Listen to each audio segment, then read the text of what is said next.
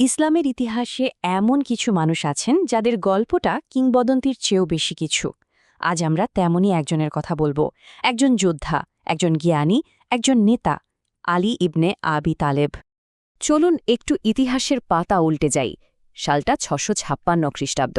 তৃতীয় খলিফা উসমানকে হত্যা করা হয়েছে, আর বিশাল ইসলামিক সাম্রাজ্য তখন দাঁড়িয়ে আছে এক গৃহযুদ্ধের একেবারে দ্বারপ্রান্তে। একবার শুধু কল্পনা করুন, ভারত থেকে ইউরোপের সাগর, এত বড় একটা সাম্রাজ্য, কিন্তু তার কোনো শাসক নেই। চারদিকে শুধু ভয়, ক্রোধ আর গভীর অনিশ্চয়তা। যে কোনো মুহূর্তে সবকিছু ভেঙে চুরমার হয়ে যেতে পারে। তো এই রকম একটা ভয়াবহ পরিস্থিতিতে কে পারবেন এই ভেঙে যাওয়া জাতিকে আবার এক করতে? সবার চোখ তখন কিন্তু একজনের দিকেই ছিল। কিন্তু তিনি কিভাবে এই নেতৃত্বের পর্যায়ে পৌঁছালেন, এই গল্পটা জানতে হলে আমাদের একটু পিছিয়ে যেতে হবে, একেবারে তার শৈশবে।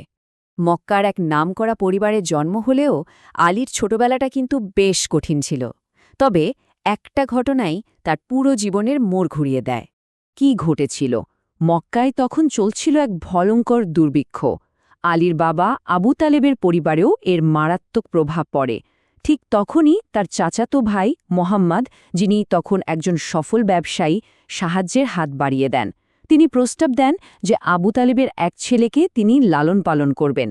আর এভাবেই মাত্র 5 বছর বয়সে আলী চলে আসেন মোহাম্মদ আর তার স্ত্রী খাদিজার ঘরে।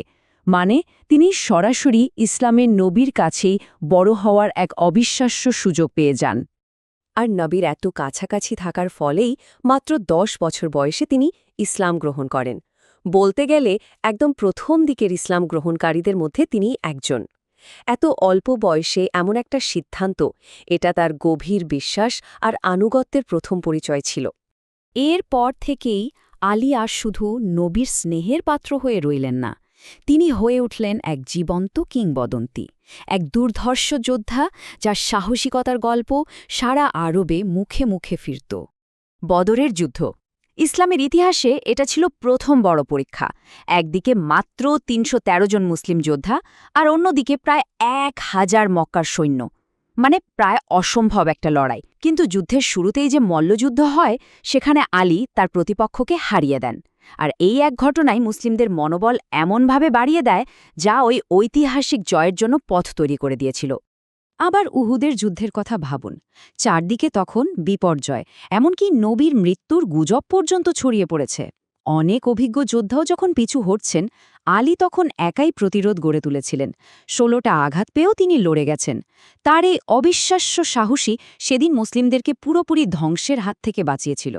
খায়বারে সেই দুর্ভিদ্য দুর্গ জয়ের আগের ঘটনাটা তো আরও অসাধারণ। নবী ঘোষণা করলেন, আগামীকাল আমি এমন একজনের হাতে পতাকা দেব যিনি আল্লাহ ও তার রসুলকে ভালোবাসেন, এবং আল্লাহ ও তার রসুলও তাকে ভালোবাসেন। আল্লাহ তার হাতেই বিজয় দেবেন। ভাবুন তো, সবার মধ্যে কি পরিমাণ উত্তেজনা! কে হবেন সেই সৌভাগ্যবান ব্যক্তি? পরদিন আলীকে ডাকা হল, কিন্তু তার চোখে তখন মারাত্মক ইনফেকশন। তিনি লড়াই করার অবস্থাতেই ছিলেন না। কিন্তু এরপর যা ঘটল তা এক কথায় অলৌকিক। নবী তার চোখ সারিয়ে দিলেন। এরপর আলী একাই খায়বারের সবচেয়ে বড় যোদ্ধা, দানবের মতো দেখতে মারহাবকে হারিয়ে দিলেন।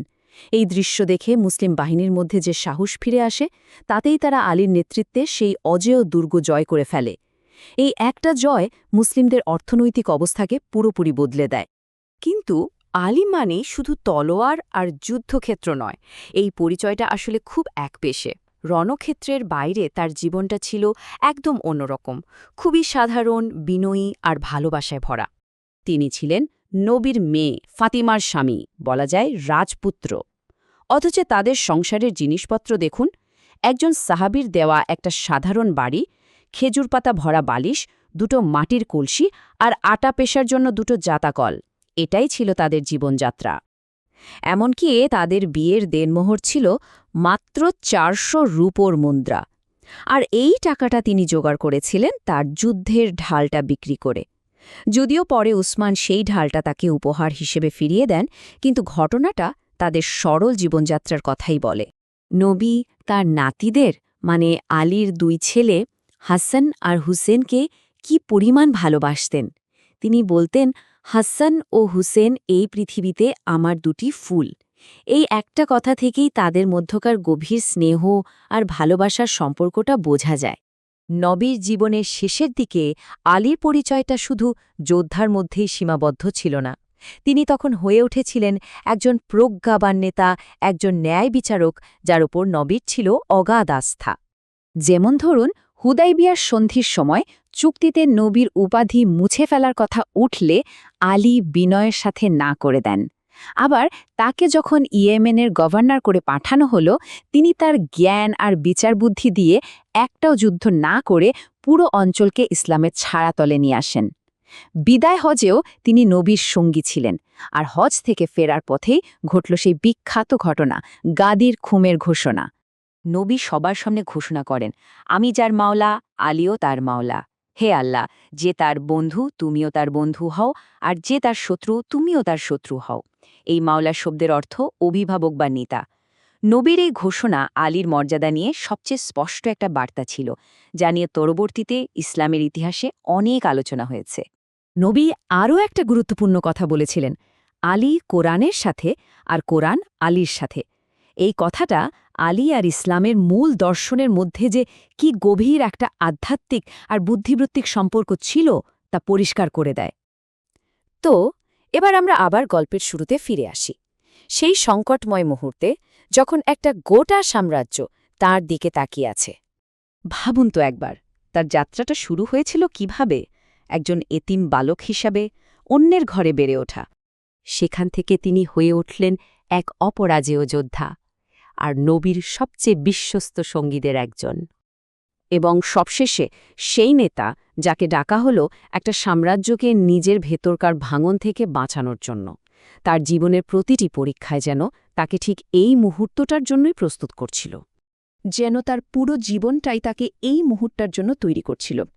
কিন্তু প্রশ্ন হল, যখন একটা সাম্রাজ্য নিজেই নিজের শত্রু, চারদিকে এত বিশৃঙ্খলা, তখন তার চূড়ান্ত উত্তরাধিকার কি হবে? তিনি কি পারবেন এই বিশাল দায়িত্ব পালন করতে? এই প্রশ্নটাই হয়তো ইতিহাসের পাতায় তাকে এক কিংবদন্তি এবং একই সাথে এক ট্র্যাজিক চরিত্রে পরিণত করেছে।